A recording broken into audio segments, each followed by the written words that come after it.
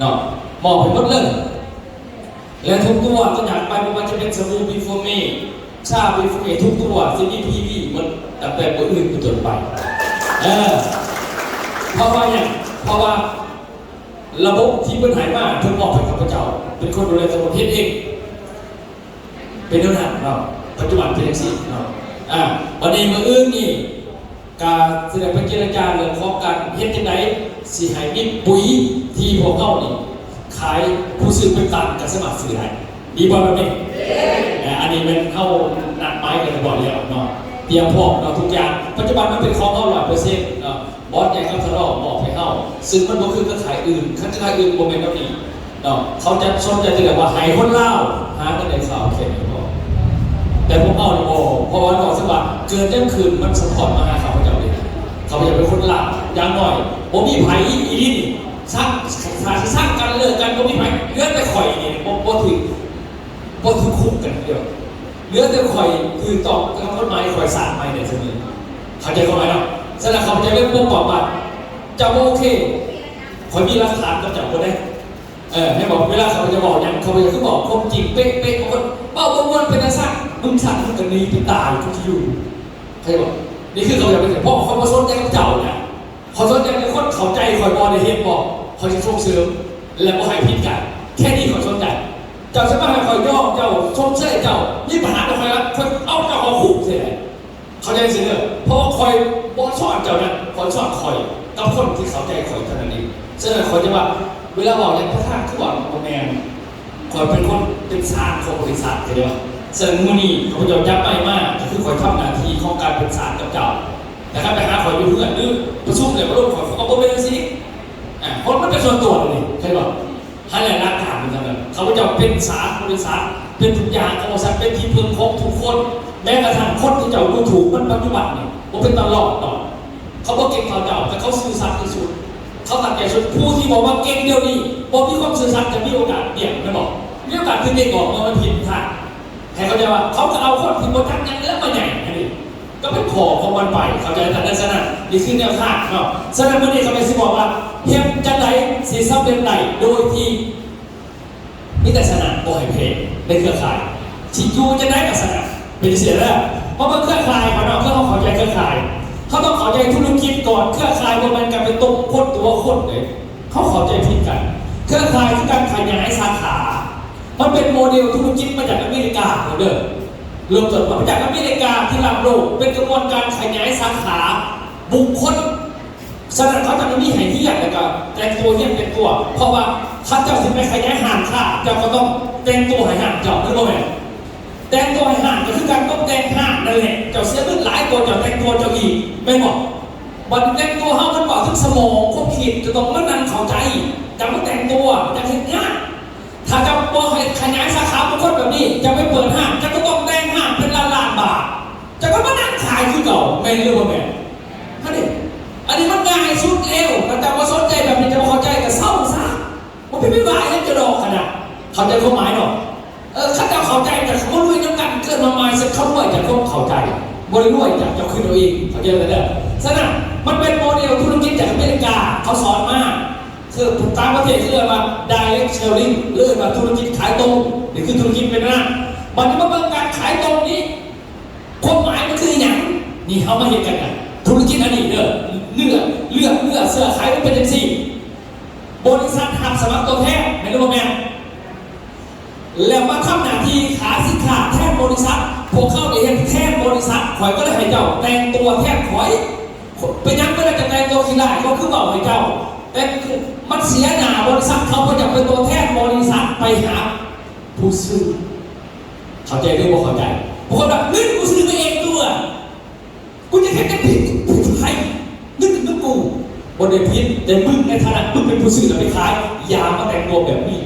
อย่ามาคืนป้ายคอยเพราะมันเกี่ยวข้องกับกฎหมายอินิบาคอยด้วยตัวเข้าใจหรือเข้าใจว่าอะไรฉะนั้นเจ้าต้องเพียรตามคอยบอกท่านเป็นตามคอยบอกเจ้าเป็นสาขาที่คอยปั่นไดเรกชัวริ่งเจ้าคือเป็นบุคคลที่ขายซัมโตปีและกระจายภาษีเอาเองเข้าใจว่าจะต้องมีทะเบียนห้างเจ้าไม่หรอกท่านเองแบบนี้ก็จะขายปลากระป๋อง3 ใบขวดเนี่ยผิดไปกูซื้อปลากระป๋องมากันอ้าว เป็นตัวแทนเขาแล้วเจ้าจำกัดผู้เดียวเขาจะสิเปิดห้างแต่ก็เป็นจ่ายภาษีห้างนั่นเองไม่บอกแล้วก็ขายลอยอันมันไม่มาจะต้องจ่ายภาษีห้างเจ้าแต่มันเป็นเรื่องของว่าเจ้าเราเป็นตัวแทนจำกัดผู้เดียวของข่อยมันคนอื่นบอกให้ขายหรือข่อยคนเดียวแต่ว่าเขาบอกอย่างเที่ยงเขาเสียเงินเขาเอาโยกออกเขาเป็นผู้ใหม่เขาจะเข้าหมายหรอฉะนั้นให้เขาใจว่าในช่วยมาได้ในสวิงเกอร์โดยที่ใส่บ้านของตัวเองเป็นสาขาแบบนี้โดยรักเครือข่ายได้ต้องใส่บ้านของตัวเองเป็นสาขาตัวแทนขายทำแบบที่สาธิตสินค้าและขายสินค้าให้ลูกค้าโดยตรงคือเขาลงไปนี่อันนี้คือบ้านไดเรกเตอร์นี่แบบนี้ไปพรีเซนต์เองไปเดินเองนั่นเองคือสินะบางคนแบบไปสิคือไม่ได้ว่าเราไปคอยเจ้าบริเป็นพนักงานบริษัทฟังเด้อถ้าคนมีเงินในเจ้าแสดงว่าคอยต้องเอาสิ่งที่เจ้าเนี่ยไปจ่ายภาษีอีกอันนี้ชัดแจ้งแต่ขั้นขึ้นทางนอกไปเสียไปนี่เงินบริษัทเพราะเขากินชื่อจ่ายภาษีให้กับรัฐเข้าใจเด้อมันเป็นอันเดียวกันเนี่ยจะต้องพยายามเข้าใจจะไปขึ้นเอาเองเด้อโมเมนต์นั้นแต่เข้าใจเด้อเจ้าเป็นแบบนี้เจ้าหาเงินถึงกระเป๋าตัวเองหมายว่าทุกการขายเขากระเป๋าเจ้าไม่รู้แม่แต่ถ้าเป็นพนักงานบริษัทเข้าไปทุกการขายเงินเข้าไปบริษัทเขาก็ผ่านในบริษัทบนเขาเดียวเองมันเจ้าเองเอาเองบนทำไมจะให้บริษัทไปจ่ายมันคือสิ่งอย่างความหมายนั่นเองไอ้แบบนี้คือให้เข้าใจจุดของบริษัทก่อนเด้อจุดของเขาเอาธุรกิจก่อนเขาเสร็จเขาจะเป็นอย่างคือบุคคลตามใจของเจ้าเพราะว่าเจ้าเป็นคนคิดบริษัทมาจะเป็นคนขายแล้วก็จะได้หลายเกินไปโอ้ผิดเราจะได้แต่มันผิดเขาบอกไงผมว่ามันโดนถึงต่อนะครับนี่เคยมาได้เอ็กซ์ลิงเคยมาธุรกิจขายตรงเบื้องต่อไปขายตรงที่สองรูปแบบเด้อแบบที่หนึ่งเคยมา Single Level Marketing อันนี้เคยมา SLM เห็นไหมนี่ SLM Single Level Marketing อันนี้นี่เน้นยอดขายกับเน้นกำไรตรงอันที่เขาถือของไปขายเน้นยอดขายกับกำไรตรงนั่นคือแบบ SLM ถ้าเขาขายได้นี่กำไรได้เขาสำเร็จ SLM เข้าใจเด้อต้องยังไงมันต้องเข้าใจแล้วมากๆมาที่แบบที่สองเลยว่า MLM เลยว่า Multi Level Marketing นี่โมเดลเป็นนิ่มยอมไม่ได้คำว่า Multi Level Marketing ตัวนี้นี่แม่ถ้าอยากสำเร็จแม่เครือข่าย SMM นี่คือเน้นยอดคนมาขายตรงแสดงว่าตัวอย่างคือเลยเขาแก้วปึ๊บพอเซ็น SMM แก้วปั้นสายปั้นเขามาขายตรงเองเขาเป็น SMM ผมเป็นเขาเป็น SMM นะครับแต่ต้องเอาเงินมาลงผังเนี่ยมันก็เป็นเขายืมผังมันมาตกซื้อแต่เขาเห็น SMM มันเลยกลายเป็นทั้งเข้าไปแต่ละวันเขาขายแต่ละเนี่ยมันสำเร็จจริงๆเขา SMM ถ้า SMM ก็ต้องนัดไปซื้อขึ้นมาหรือว่าเขาเห็นของเขาเห็นของเขาไปยังไหนมึงโบนัสโดยกูไม่ให้เก็บของเขาจะเข้าหมายเนาะฉะนั้นมาเบิ่งแล้ว MLM เนี่ยเขาจะเน้นยังเน้นยอดคนมาขายตรง SLM แทนเขาบอกตรงๆซะเน้นยอดผู้นำองค์กรเนี่ยเขาจะปั่นวิสูจน์ไปยัง MLM เขามาปั่นมันเชื่อแล้วครับเขามาปั่นผู้นำองค์กรผู้นำมันเป็นคนเนาะคนมันมีหูแบบนี้ฉะนั้นก็ต้องมีเหี้ยแบบนี้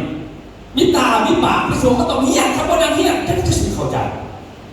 สังเกตดูทุกบริษัทที่เป็นเขาเด่นฟุตบอลโลกไปตามประเทศเขาเองไป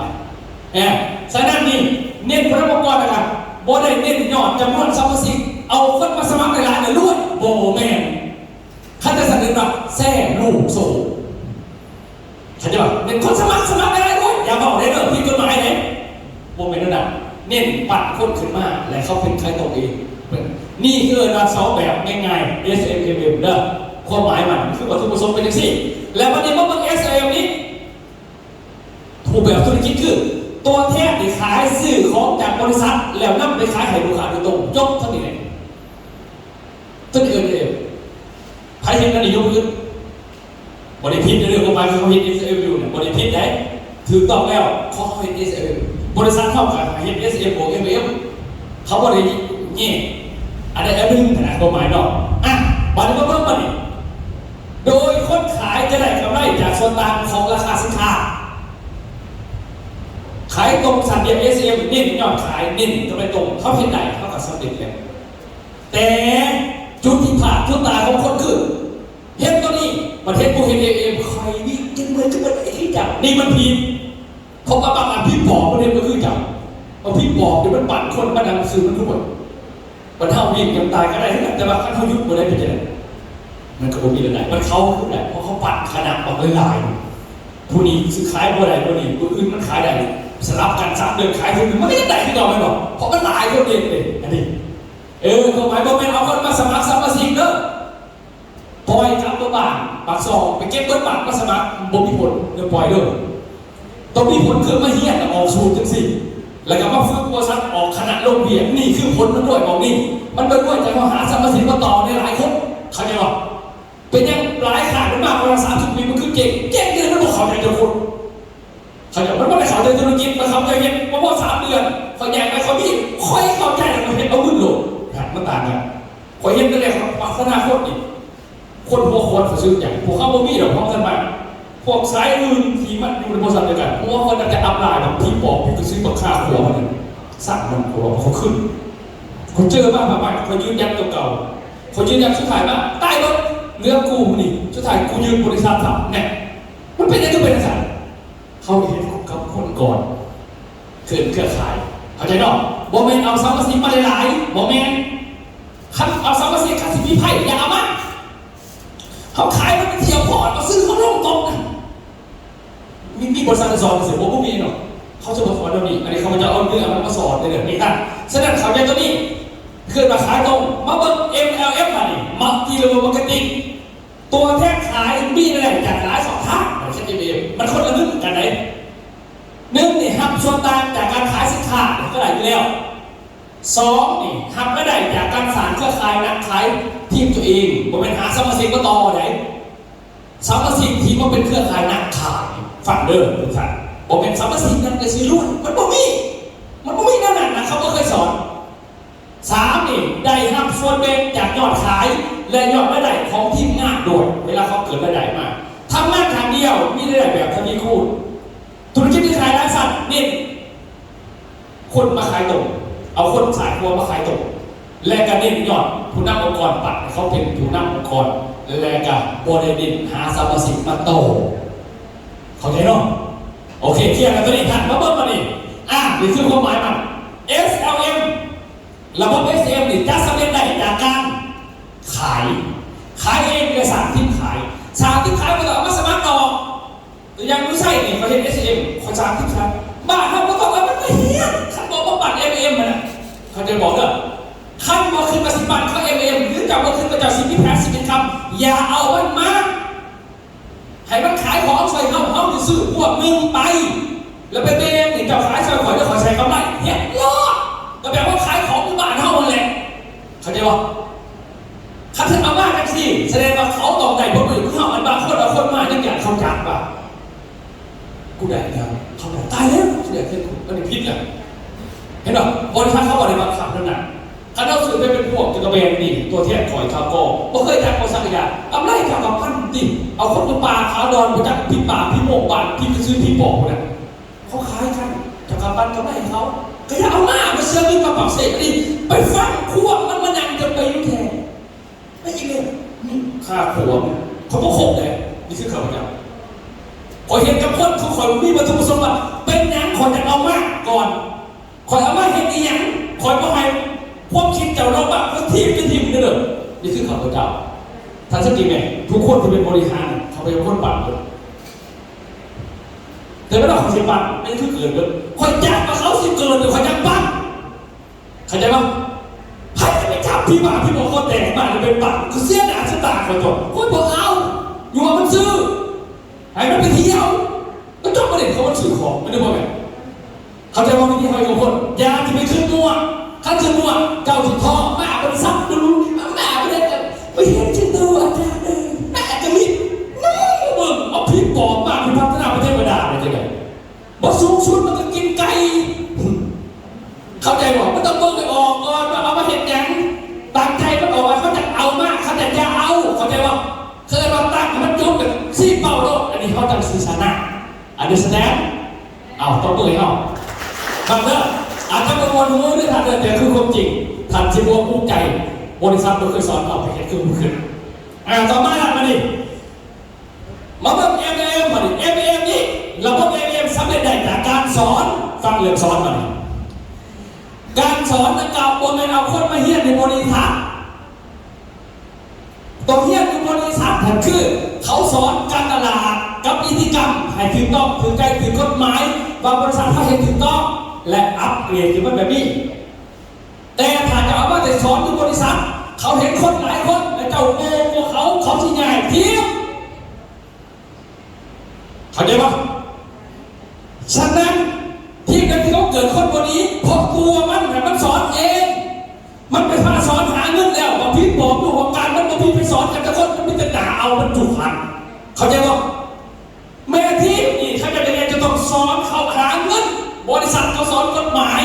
กับสอนการตลาดให้ถึงต้องตามเอกสารหลักเข้าใจปะแต่เจ้าก็จะเอาข่อยไปสอนแบบนั้นแต่ก็จะไปเอารถน้ำข่อยไปนั่งสอนคือข่อยอยู่เรื่องมันสินี้เบิร์ดเข้าใจปะประเด็นฉะนั้นแม่ที่มีหน้าที่คือสอนเขาหาเงินเนี่ยเขาในภาคขายได้กับภาคมันขายเขาในภาคไปเทียบกับภาคเทียบจะได้กันยากและเขาจะยิบจะไปต่อยและเครือข่ายจะเสียโบนตายอันนี้แสดงมันเป็นล่ามากข่าวข้ามคอไปเนี่ยนางปื้มนางฟังมึงนางฟังยิ่งลงทุนมันมานางฟังมึงหมดมึงเชื่อดิเขาโคห้ากันได้เขามีอีนี่มหาประธานเขาคือนี่จงน้ำหนาบอกเนี่ยเขาไม่ได้ขึ้นเป็นเจ้าเลยเด้อเขาขึ้นแบบเจ้างูจะเคยบอกเขาไม่ได้เข้าใจธุรกิจแล้วความต้องการคนเดี๋ยวนี้ไม่อยู่ในบริษัทเขาอีกขั้นตอนตรงๆเนี่ยคนต้องการคนตรงไหนคนก็เมื่อแต่ผมเบิ่งคนมันก็พลาดจะเต็มตัวดีๆมันสมเสือเลยนี่ดิสิเป็นอาจารย์นั่งต่อสิไปเก็บกาแฟแล้วจะเจ้าผมได้ว่าอะไรเนี่ยเชื่อเจ้าเราผมเป็นคนตาไทยบางคนคนตาไทยเขาผ่านคนเกินใครคนแต่ละคนที่ตาไทยฟีจะเบิ่งเขาได้มากเท่าไหร่เขาจะเป็นฮันนาอันนี้แสดงฟังเองเด้อเจอสิว่าบริษัทเขาตัวอยู่ไหนแต่ตัวเขาเองขนาดเขาไม่เคยตัวเขามาไว้เห็นป่ะABM เจ้าต้องสอนเขาหาเงินก่อนแล้วจะลากเขามาสู่บริษัทเขาสิปัดมาให้เจ้าเพื่อแยกออกจากเจ้าไปให้ต่อเพื่อให้เจ้าสบายแพ้สิ่งเขาคือบอกไอ้ของบริษัทนะครับนี่ละกันบอกเป็นทุกคนเป็น MLM คำเท่าอย่างเป็น MLM อย่างแบบรวยสบายจะต้องปัด SM อยู่กลุ่มเขาเห็นเองบอกเป็นหัวหน้าเขา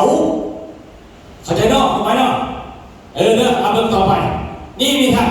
เขาจะสิมีแผนสิมีคำตามเป้าหมายของบริษัทต่อไปทั้งหมดนี้ตัวอย่าง SMA เขาจะย้ำเป็นหัวข้อแล้วนะตัวอย่างขายมักซิดานี่เป็นสินค้าอันหนึ่งถ้าเขาขายพึ่งผู้เดียวว่า SLM ตอนนี้เขาเอาคุยเอาเฟซไปบอกเดี๋ยวแต่ของพระเจ้าเขาบอกมักซิดาตอนนี้ตอนนี้ถ้าเจ้านั่งขายคนเดียวมีได้ยังของพระเจ้านั่งเจ้าเคยว่าอะไรเจ้าได้ดัง SLM ถึงจะคิดบัตรที่กระยาแต่ที่มันไม่เจ้ามือไหนมันก็เห็นเอกสารว่า SLM อันนี้แสดงมาบอกว่านี่ถ้าเขาไม่เห็น SLM เขาแนะนำแบบนี้เขาจะขายมักซิดาโมเมนต์ซับประสิทธิ์สมัครซื้อมักซิดากินไหนอย่าเอาหัวแตกมาใส่ถังมันเปลืองพื้นที่เข้าใจป่ะเอาคนที่มีมักซิดาขายคือกันเข้าใจป่ะเขาหมายและผู้นี้เขากับมีของเขามีของเขาต่างขายนี่คืออะไรบ้าง MLM เขาอยากขึ้นเข้ามาเนี่ยเข้าเห็นดีกุ้งเขาเห็น SLM ก็ต้องบอกเรื่องขึ้นใจนี่เขาผู้เห็นกันเลยว่าแล้วเป็นยังไงคือมีเงินไปถอดแต่ธุรกิจคอยเป็น MLM ที่ผมจะนั่งอยู่บนตัวแม่บนขายของก่อนแม่บอกพระเจ้าคือเจ้าสามารถเป็นคอยได้โดยที่ไม่ต้องซื้อทะเบียนแต่เจ้าไม่ต้องเป็นคอยนี่นะเขาจะบอกว่าเจ้าไม่ได้ทิ้งคือคอยนี่ผมเป็นสมัครบริษัทเดียวกันแต่รวยได้แบบอาจารย์ชนีหรือเปล่ามันไม่มีทุกอาชีพมันมีคนสำเร็จมีคนหล่นเหลวแต่บางครั้งอย่างสำเร็จขึ้นอย่างคอยไปจะต้องเขาใจคือคอยหลักการเห็นคือคอยนี่มีแค่ที่ไม่ได้เขาเอาปุ๋ยกับกาแฟไปวางแค่มักซิดาเท่านี้นะใครจะบอกแค่นี้แต่ถ้ามันขายมาเป็นแถมมันซื้อจะบูแกน้ำมันโยหาขายเห็นมันอีนี่แม่บอกแช่เข้ามาที่ไหน รงแน่นอนใครจะฟังเกินมวลไปฟังที่ลุงนึกอยู่ในวงมวลยังมั้งต่ออีหันนี่เห็นป่ะเขาใจมันตัวย่างง่ายมากกว่านี่คืออย่างเขาถึงกันเนี่ยทีมกันในเราเนี่ยเขาตัดสูตรตอนนี้ที่เขาเป็นทีมบอกกรรมการนี่คือผ่านบริษัทเอาผ่านทีมเลยเจ้าพึ่งมีทีมเจ้าของตัดสูตรอันนี้คือมาทีม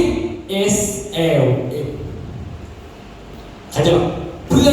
อให้เข้านี่ไปว่ากลุ่มการขายกับระบบบริษัทเอกสารนึ่งจากการขายหาลูกค้าแต่บางบริษัทเขาจะมีเงิน SM เพิ่มเติมให้แบบไหนส่งเสริมยังไงเข้าใจเนาะบางนี่บางคนเขาเนี่ยจะมาแบบนี้ตัดหาคนเจ้ากระทืบเจ้าเนี่ยเงินอยู่ของสูงไม่ได้ยากแล้วตัดสูงแต่บางคนเขาเป็นเองนี่เข้านี่เป็นคณะกรรมการเลี้ยวผู้ใดไม่เลี้ยวง่ายมาเป็นสายพึ่งมันเป็นคนเดียวเลยคณะฟังอีกพึ่งคณะนึงและเขาเข้าใจเขามีอีกคณะสายคณะครัวนี่คือทุกคนสำเร็จเลยท่านต้องขันอยากชนะทุกไฟชนะทุกการขึ้นสุขในธุรกิจอันนี้เฮ็ดอยู่สายกระรวยกับเฮ็ดเป็นซี่นี่พวกนี้เขาก็มีสายกว่าเขาเอาแข่งเรื่องกระสับอีก1 สัตว์2 สัตว์3 สัตว์เอาดุ้ยทั้ง3 ปี4 สัตว์เป็นประเด็นรหัสอีเขานำจะซื้อแพสซีฟอินคัมไม่รู้ว่าแมนนี่เด้อฉะนั้นบอกเป็นแบบนี้ไอ้บริษัทต่างๆเขาสอนกันเขาสอนแบบนี้เขาสอนกันสิไม่รู้ว่าแมนมันเลย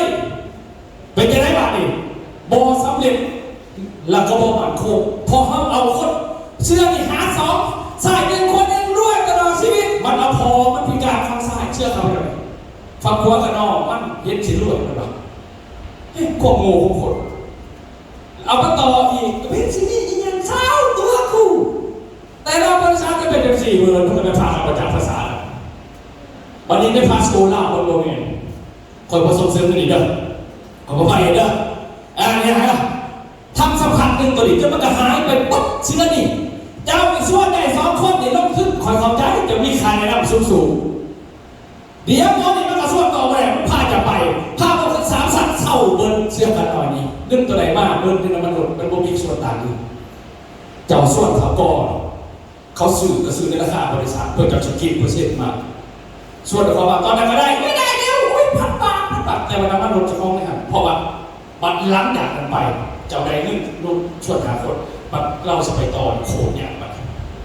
ต่อใครจะไปบอกมันจะไปบอกมันจะบริณาดีมันตายเลย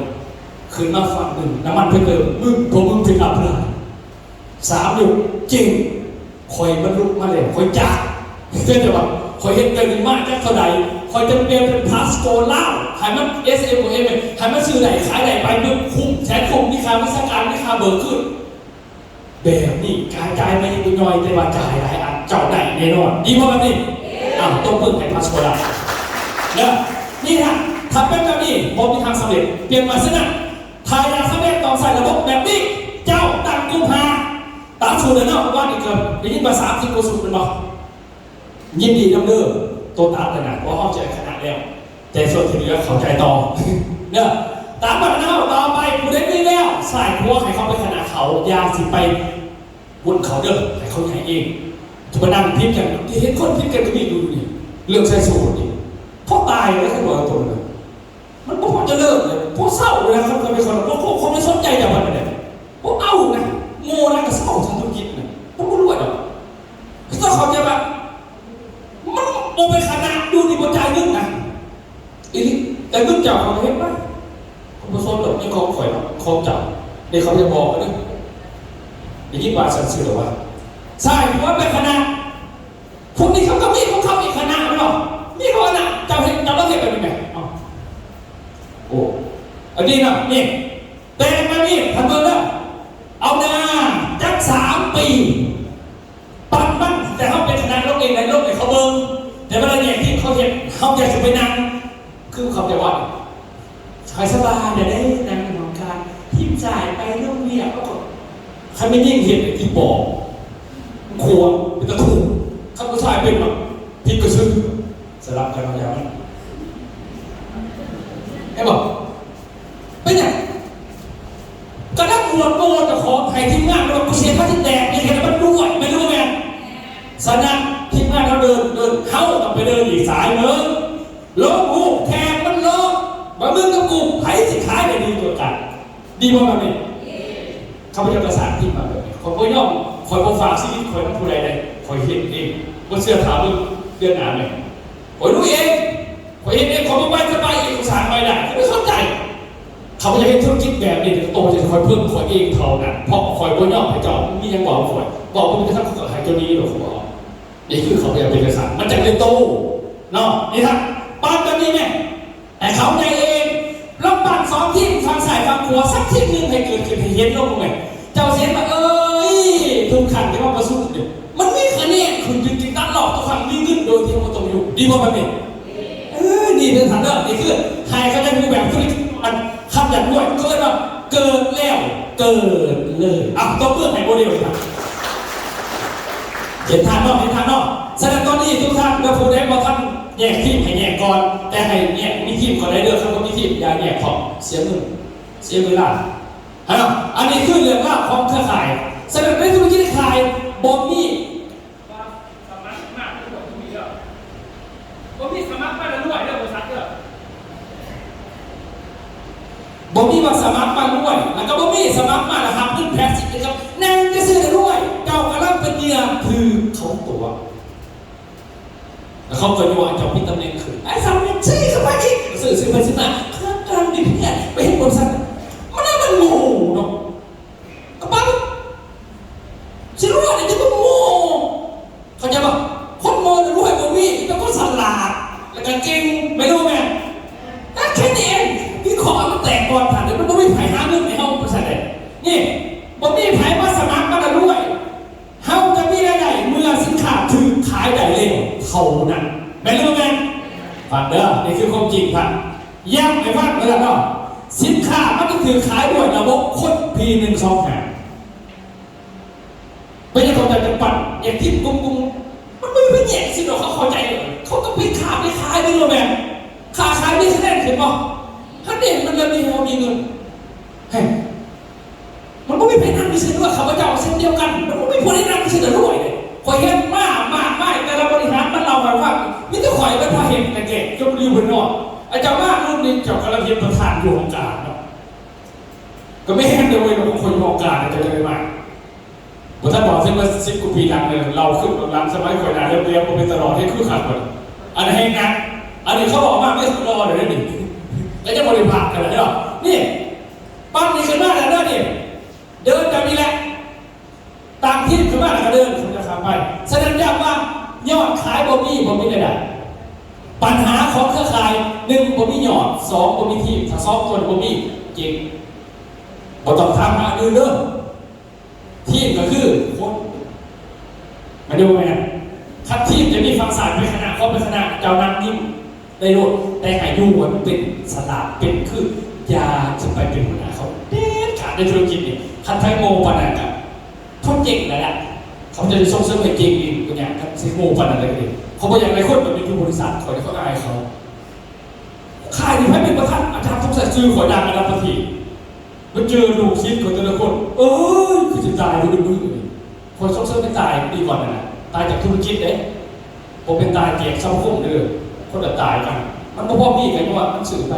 มันจะมีปัญหากับเขาใจเข้าหมายว่าเขาขอกับป้องกันปัญหามาครับไปในตามกฎหมายขอกระยานเจ้ามันเป็นคนปรุงแต่งคนผิดเขาก็ขึ้นไปบนทุกอันในเรื่องของการเห็นเห็นป่ะสัญญาณตัวนี้เขาใจว่าแผนสีเป็นคำมันจะเกิดเมื่อเข้ามีระบบคนเท่านั้นนี่ทับอินดีเห็นเป็นนี่ใส่แห้งเวลาหาเงินไปขายเองเปิดSLM มีที่นะครับเอาแห้งมาในโลกก็เวลาไปขายของไม่ได้หมดแน่ได้เงินมาปั๊บแล้วปุ๊บจากแอคทีฟอินคัมยามันแล้วเขาก็เอามาสั่งระบบคนเด้ปั่นลงทุนออกเสียงยังไงดีนี่นะเดี๋ยวมันจะขึ้นเองละทีมงานเกิดขึ้นผู้ใดเป็นทรัพย์สินเอาไว้ผู้ใดเป็นหนี้สินมาวันนี้มันไหวแล้วเขาไม่ติดจ่ายนั่งเขียนนั่งคมปนใจเรียกเขาปุ่นมันได้มันกระสิตายที่มึงคิด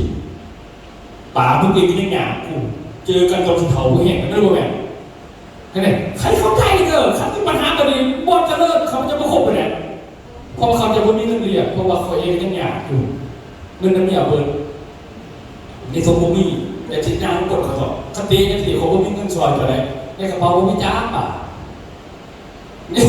ฝึกมันขนาดนี้ป่ะนี่ทรัพย์สินพอเขาสั่งทรัพย์สินให้จำนวนเด้อฉะนั้นให้เขาแก้ตัวนี้ก่อนสร้างมันเกิดขึ้นเป็นที่เป็นขนาดจะพร้อมนี่ออกสูตรไปสูตรงามป่ะงานขาดเด้ออามานีสิบอกกันเลยกันสูตรการเนี่ยที่ประการเนี่ยมือวันเสาร์นี่เป็นมือวันของงานอิรวันเอาปฏิโตจันทร์ข้างพูดนี่พูดได้สี่มาประสุบอก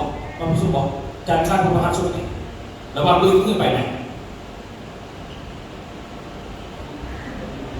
เมนกุมภาพันธ์วันศุกร์ให้แจ้งในกลุ่มกันเลยผู้ได้สิเอาตัวว่าคณะหาคนแย่เลยแต่ไม่อยากให้มาพร้อมกันเพราะว่าห้องสมัครประสุสองทีมเนี่ยถ้าเอาเลยบอกคันเอาเลยกับสิวันศุกร์นี่เจอกันวันพุธมีบอกทีมไหนเลยคันนี้จะแจ้งมาเพราะว่าเมื่ออื่นเนี่ยเขาเป็นพิจารณาไปบอกสอบเนาะปืนไปบอกสอบเพราะว่าบอลกับทดลองเขาไปรับสิเป็นบอกสอบเมื่อฮื้อกับติ๊กเนี่ยอันนั้นจากบริษัทตั้งของผู้หญิงคันนี้วันพุธกับแก่มากพาเจ้าคณะเจ้ามาแหละมากที่เจ้าตัดสูตรนะเพราะว่าเขาสิเอาคงมาว่างแทนปั่นกับเจ้าแล้ววันศุกร์เขาแล้วเนาะแสดงว่าวันเสาร์เขางานเลยเนาะวันอาทิตย์กับประชุมสูตรม่วงนี่เด้อสูตรม่วงนั้นมาประชุมวันพุธก็วันอาทิตย์บอกไปแล้วป่ะนี่เจอกันแบบนี้ครับพี่นึกสักหาคือยังไงตอนนี้เขาสิประชุมกันเขาจะบอกนี่สุดท้ายเด้อการคือผู้เล่นจะเป็นพิธีหายเนี่ยคลิปเลยตอนนี้เนี่ยบริษัทมีโครงการขอทุนใดหมู่บ้านเนี่ยอนุมัติในเสาเขาพเจ้าควบตัวเดิมกันนี่ใครเป็นคุมองค์ธุรกิจก็เขาพเจ้าเนี่ยเงื่อนบนนี้เลยพอเขาจะเป็นคนเอาให้เข้าแต่ว่าในทุนนี่ตกโจมเขาจะเป็นคนอย่างนั้นฉะนั้นเขาจะเอามาคือเดียวเขาพเจ้าแต่ว่าพอเอาลงเขาจะเอาบนนี้ให้เขาเดียวนี่นิสัยของเด็กเป็นเอามาให้บ้านฟ้องนะนี่ตอนนี้ไม่โครงการพิจารณาสังหารเนี่ยผู้เล่นปั่นที่หาคนแล้วทำได้ทุกการจะไม่ใช่กระสือพวกเกี่ยวแต่กระสือเขาไปเกี่ยวชื่อพวกเกี่ยวกับผมตรงนี้เขาจะมีโครงการให้ก็คือบริษัทเขาจะมีสินค้าเข้าเกินของลงทุนเป็นปุ๋ยหนาตอนนี้เขาจะมีกำไรให้เรา30,000และมีเงินเดือนให้ทุกเดือนสำหรับกลุ่มตัวนี้คือเดือนหนึ่ง2,950 บาทที่ต่อกันอยู่10 เดือนใครอยากลงทุนเอาเงินเดือนเขามีให้แต่ทุกเดือนเดือน2,950ของตัวเขามีฮะสมัครไปขายได้3กำไร3เห็นไหมตัวอย่างตอนนี้เขามีโครงการบอกมันเปิดก็คือโครงการไม่ได้กลุ่มน่ะเขาสิลงทุนรวมกับเบิดกลุ่มกันได้50,000เก่าได้ปุ๋ยหนามากมุดขับปุ๋ยหนากัน80,000ปลายบ่80,000ปลาย90,000ให้เป็นของเขาให้กันตลาดเดี๋ยวบ้านนี้อยู่ในเงินตัวนั้นนะหมายว่าเข้าไปขายของอย่างแต่วันอยู่เงินตัวนั้นบริษัทเฮ็ดโครงการส่งเสริมทีมสมัครให้เป็นเงินเดือนหนึ่ง2,950ไปว่าจากจะลงทุนเอาของไปขายกินกำไรไม่พอคอยมีเงินเดือนเกี่ยวทุกเดือน2,950ถามว่าเขาลงทุนเดียวก็แต่ผู้เดียวถามว่าเขาลงร่วมกันมึงจะร่วมกันเป็นพันกันแต่นะแต่เราก็ไม่ทำให้ขายเข้าไม่ได้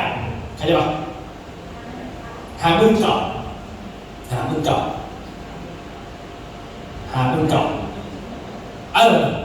สินค้าเด็ด80,000 บาท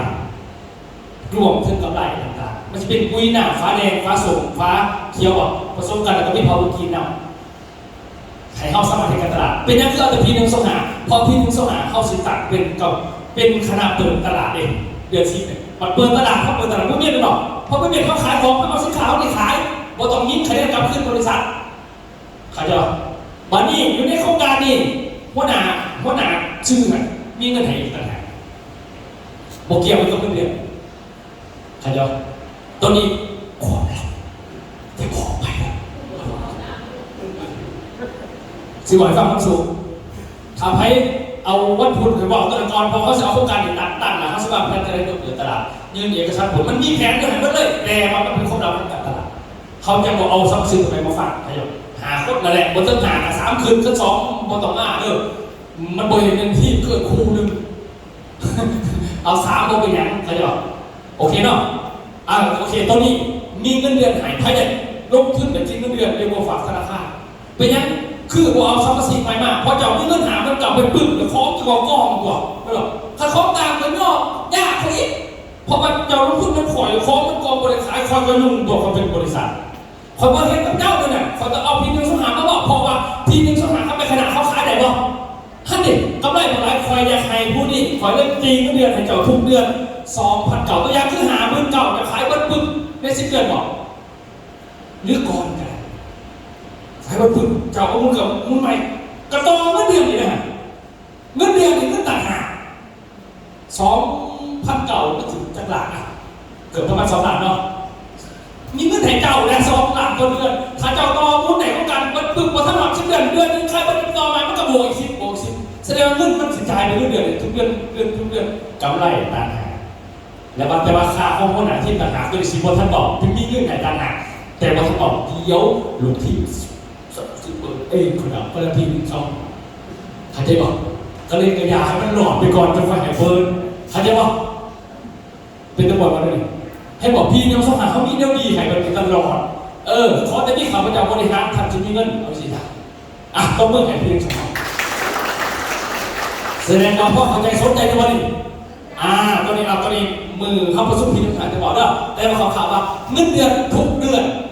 2,150 บาทมีให้ทุกเดือน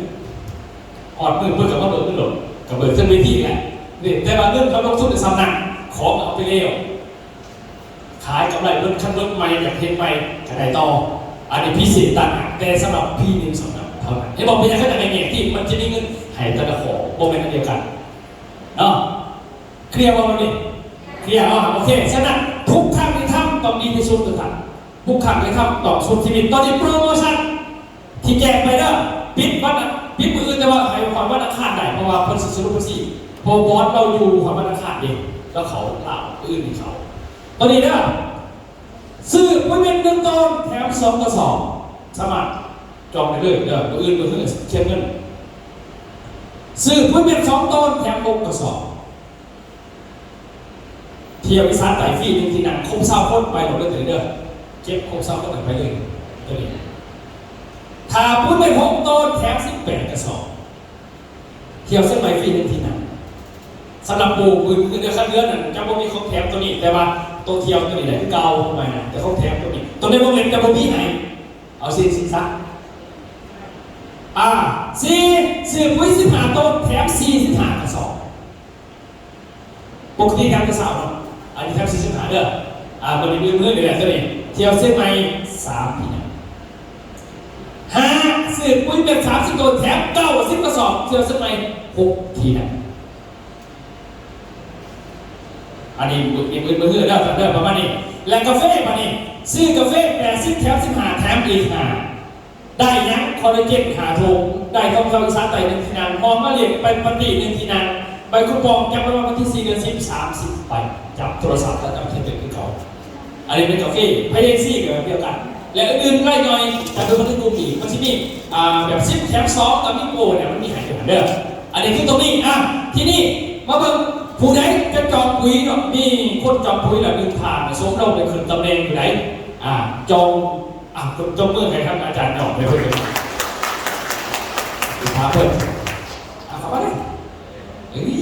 แต่งตัวรอเพื่อนงานเป็นอย่างก็ขี้เหงเขาเองจะจองอะไรเอาลูกครับวันนี้จอง30 ตันจาก30 ตันจากวันนี้ตัวนี้หนักหางตัวนี้หนักย่อยมันเนาะ30 ตันก่อนกับเนื้อชันวากันอีกจากตัวมือเพื่อนแน่นอนแต่เพื่อนมีเอกสารกระดอกเพื่อน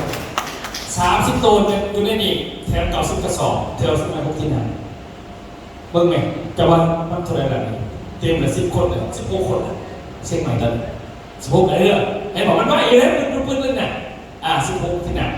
ไผ่ที่จองมาเขาที่จองที่จะห้องแถมไปเพิ่มนี่กาแฟก็ได้พอแล้วคัดสิจองไปยกมือคัดว่าจองกับเมื่อจังหวะกันกับโบเป็นยังพันไผ่สิจองกาแฟกับว่ากันไปไผ่สิบัวจองก็ยังได้สถานห้องแถมเพิ่มไผ่จองกาแฟมีบ่โอ้ทางหลังเทปแก้วประเสริฐต้องมือไปกับประเสริฐโอ้เทปประเสริฐคุณรู้ว่าในวันประสูติอย่างนั้นเนาะผมบริยินมันจะบอกยังไง แล้วเนาะมันบักศูนย์นี่ศูนย์สตาร์ทนี่เดี๋ยวเพิ่งขึ้นสตาร์ทมีแต่ทำรอบหน้าอันนี้เขาบอกก่อนรอบหน้านี้ที่มีศูนย์บริหารก็คือเดี๋ยวลงเบียบตอนอีกจบในส่วนนี้เป็นชุดแจกต่างทั้ง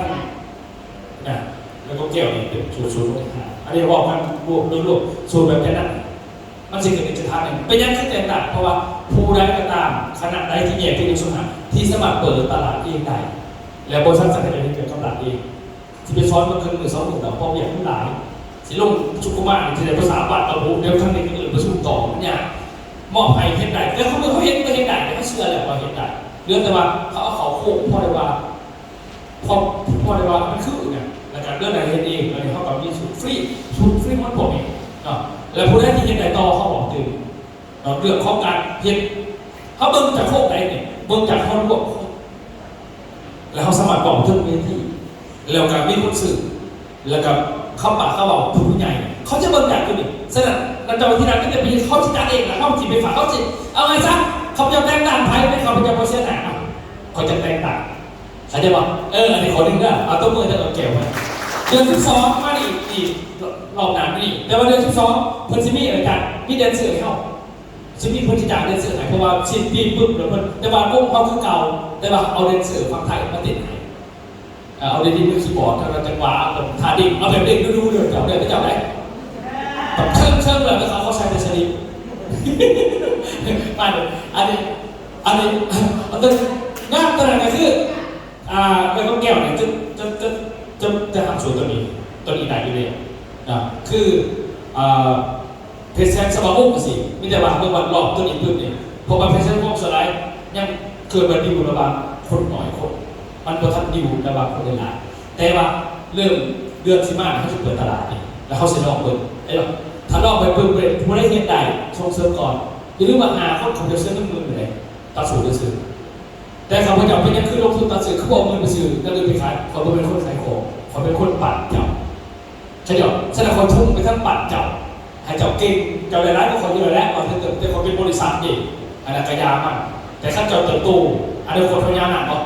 อันนี้คนต้องการย่ำหน้าคนต้องการได้กระจกคงไว้นะฉะนั้นผู้ใดที่แยกที่มาแล้วเห็นเองเนี่ยเขาจะนิสยำตัวแยกที่นุ่งสถาบันเรียกว่าบอกกันว่าเห็นเองไหนเห็นเองไหนกาเบื้องเดือน12เนาะผู้ที่3 เดือนจากนี้ไปถ้าเราผู้ได้เห็นได้แล้วก็ออกส่วนได้รอบปีหน้ามันจะเก็บเงินเบิดนี่รู้ว่าชิ้นแดงกับพื้นเก่าเสียดายตัวมือครับเนาะโอเคเอาแสดงว่าตามนี้เนาะโอ้ตามนี้เดินตามนี้ใครจะได้เพิ่มเติมตามนี้เด้อยังอื่นก็พื้นไหนอยู่และเก่งมหาไปทิศทางทุกอย่างมันคือเข้าพร้อมกับไปทำกันเนาะเขาจะว่าไปอาจจะประมวลแต่ว่าเขาจะใจดีเด้อไม่ต้องสนใจเขาบอกเขาจะรับลงข้างล่างเขาจะบอกนั่นนี่แต่เขาจะบอกในกฎหมายสื่อเพราะว่าอย่างมีปัญหาเขามากเขาเป็นจุดประกอบทุกอย่างแล้วเวลาเราจะพิจารณาจะชุบฟ้องประธานใช่ป่ะประธานคนข่อยคนเจ้าเขาบริเวณคนไผ่เวลามาเอาของคุณยอมอยู่เมื่อไหร่ฉะนั้นเจ้าที่เขาจะบอกอันมาฟ้องประธานไปแก่กันก่อนไปเสียกันย่อฉะนั้นเขาตอบว่าฟ้องกันก่อนประมาณนี้เนาะถ่ายช่วงการฟ้องกันไปขออวยชัยความทางเดินทางปลอดภัยมีความสุขจะเริ่มก้าวหน้าพบกันในวันเสาร์หน้าครับสำหรับวันนี้ก็สวัสดี